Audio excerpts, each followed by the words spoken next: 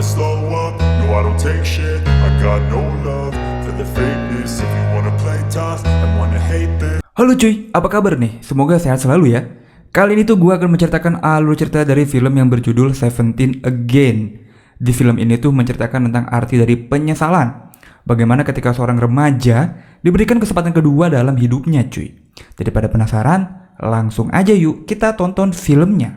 Although show up, I don't ever slow up. Di awal film kita ngeliat nih si pemeran utama kita nih namanya Mike O'Donnell. Biar lebih gampang ya, gue bakal nyebut dia Mike aja ya, oke? Si Mike ini anak SMA yang ganteng, jago banget main basketnya. Dia dan timnya lagi persiapan buat pertandingan. Keesokan harinya, dia pun bertanding. Bisa dilihat nih ya, kalau memang Mike ini idola banget. Buktinya sampai diteriakin sama cewek-cewek yang nonton di pertandingan ini cuy. Nah pas sebelum pertandingan mulai, tiba-tiba ceweknya Mike dateng nih. Wajah si cewek ini udah agak gak enak gitu ya. Awalnya dia bilang kalau dia ini cuma mau nyemangatin Mike doang. Tapi selanjutnya cewek ini yang dari awalnya udah megangin perutnya pun bilang kalau dia hamil. Hal ini pun ngebuat Mike jadi kaget. Dia pun main jadi gak fokus cuy. Karena dia kepikiran sama ceweknya yang sedang hamil. Singkat cerita, Mike pun malah lebih memilih meninggalkan lapangan dan nyamperin ceweknya cuy.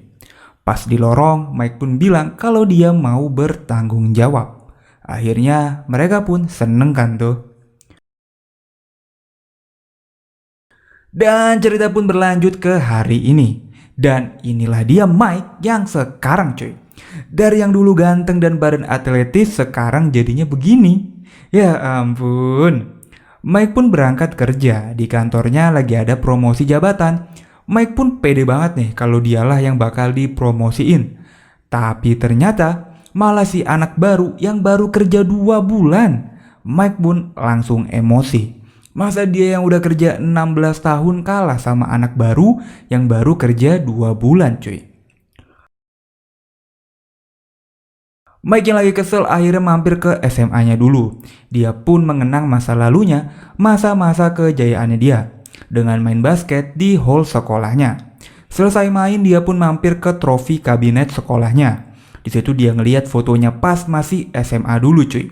Yang masih ganteng dan beda jauh lah sama Mike yang sekarang. Ya pasti dalam hatinya dia ini nyesel ya. Coba aja waktu itu dia lanjut main basket. Pasti sekarang hidupnya tidak seperti ini. Ya kurang lebih begitulah ya cuy. Pas dia lagi asik ngeliat foto, datanglah nih tukang bersih-bersih di sekolahnya. Anehnya dia pun masih mengenal Mike. Mike pun kaget. Loh masih ada yang kenalin dia gitu kan. Mike pun curhat lah kalau aja dia bisa nih balik ke masa lalu. Tukang bersih-bersih itu pun cuma nanya, emang Mike yakin mau balik ke masa lalu? Dan tiba-tiba tukang itu pun hilang seiring dengan bel sekolah. Ternyata Mike ke sekolah buat jemput anaknya yang paling gede. Anaknya sih cakep banget cuy. Ya gak salah sih memang kalau bebek unggul gitu ya. Singkat cerita Mike pun nganterin anaknya pulang ke rumah istrinya. Dan pas nyampe rumah Mike ketemu sama ceweknya yang sekarang yang udah pasti jadi istrinya lah ya. Di sini kita bisa ngeliat nih kalau hubungan mereka nih nggak berjalan mulus dan bahkan hampir di ambang perpisahan. Singkat cerita, waktu Mike lagi di jalan, dia pun ngeliat tukang bersih-bersih itu mau lompat ke kali. Dia pun kaget karena di luar negeri kalinya itu bersih-bersih cuy. Jadi kalau udah lompat tuh udah pasti mati gitu ya. Beda kalah kalau di Indonesia ya. Tapi si tukang bersih-bersih ini malah tersenyum cuy. Dan malah hilang.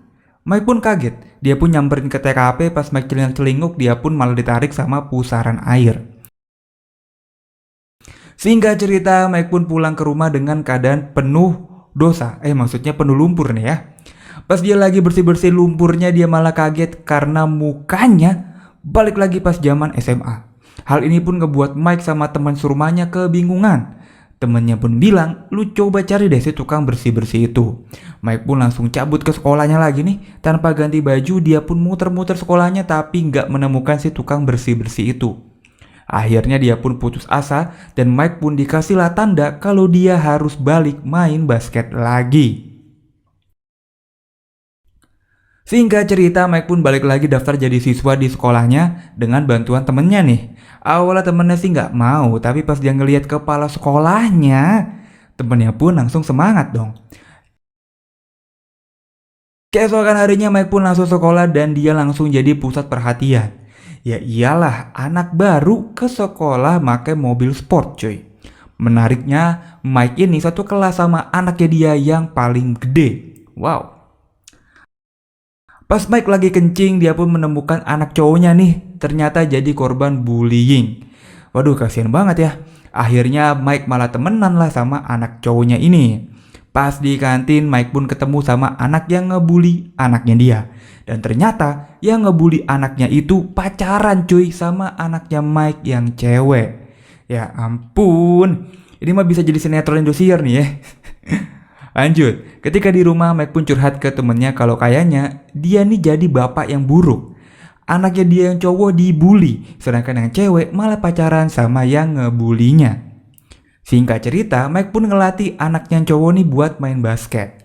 Dan pas lagi latihan, dia pun ketemu sama istrinya. Maksudnya mantan istrinya nih, karena mereka nih ternyata udah bercerai cuy. Istrinya pun kaget, ini bocah kok mirip banget ya sama mantan suami gua. Lanjut pas di sekolah, Mike pun berantem sama si pacar anaknya yang cewek nih. Karena dia main nyosor aja gitu di depan si Mike. Ya iyalah, dia gak tahu kalau Mike ini tuh bapaknya cuy. Akhirnya mereka berantem kan tuh. Singkat cerita, Mike pun makin serius buat ngelatih basket anaknya ini. Sedangkan anaknya yang cewek makin sibuk buat pacaran terus. Hari pertandingan pun tiba. Mike pun karena memang dasarnya jago ya, memimpin teman-temannya buat memenangkan pertandingan basketnya dengan sangat mudah cuy. Dan anaknya pun jadi penentu kemenangan. Nah, temannya Mike yang juga makin sukses nih buat ngedeketin kepala sekolahnya. Dia pun berhasil ngajak makan malam kepala sekolah itu cuy. Tapi setelah itu, Mike pun ngelihat anaknya yang cewek lagi nangis sendirian. Terus disamperin dong gitu kan. Anaknya pun cerita kalau dia putus sama cowoknya. Dia diputusin karena anaknya hamil. Giliran udah hamil diputusin cuy. Anaknya yang rapuh dan patah hati pun ngelihat Mike yang baik hati malah jadi suka cuy sama si Mike. Anaknya pun malah ngegodain si Mike. Mike yang masih waras pun menghindar cuy. Kacau. Singkat cerita, mantan istrinya pun datang nih nyariin anaknya. Mike pun bilang itu anaknya lagi mojok di belakang. Mike sama istrinya pun ngobrol-ngobrol di balkon. Karena ke bawah suasana, Mike pun langsung nyosor gitu ya. Istrinya pun kaget kenapa Dani si bocah gitu ya. Bukan sama istrinya aja, tapi Mike juga ditampar sama anak dan temen-temen anaknya. Singkat cerita, Mike pun datang ke sidang perceraiannya. Tapi karena dia nongol make tubuh yang muda, jadi dia nggak dikenalin. Dia pun berpura-pura membawa surat dari Mike yang dewasa. Padahal itu cuma kertas kosong. Jadi dia bilang dari hatinya kalau dia ini minta maaf kalau dia memang udah salah selama ini. Istrinya pun menyadari kalau yang dia lihat selama ini tuh memang Mike yang asli. Setelah dia nyocokin fotonya Mike di buku tahunannya dulu. Singkat cerita, hari pertandingan pun tiba. Di sini lagi-lagi menjadi deja vu. Mike jadi jagoan di timnya dan ada pencari bakat datang ke sekolahnya. Istri dan anaknya yang lagi hamil pun datang buat nonton Mike bertanding. Sebelum bertanding, Mike pun gak lupa ngasih kode ke istrinya. Istrinya ini makin sadar kalau ini tuh Mike yang asli gitu ya. Memutuskan buat keluar dari lapangan basket ini. Mike pun kembali lagi harus memilih antara basket atau istrinya. Ya, Mike pun lagi-lagi memilih istrinya cuy. Dia pun meninggalkan lapangan dan ngasih bolanya ke anaknya. Dia pun lebih memilih lari ke lorong. Dan kembali ke wujud aslinya, yaitu om-om yang udah tua dan udah buncit. Singkat cerita, mereka pun baikan cuy.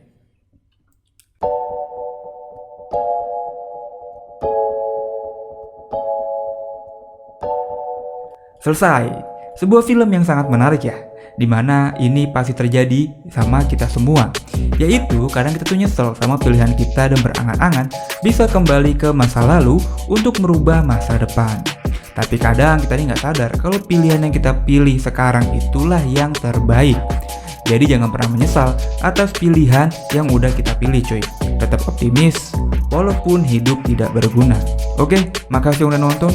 Gua cabut dan dadah.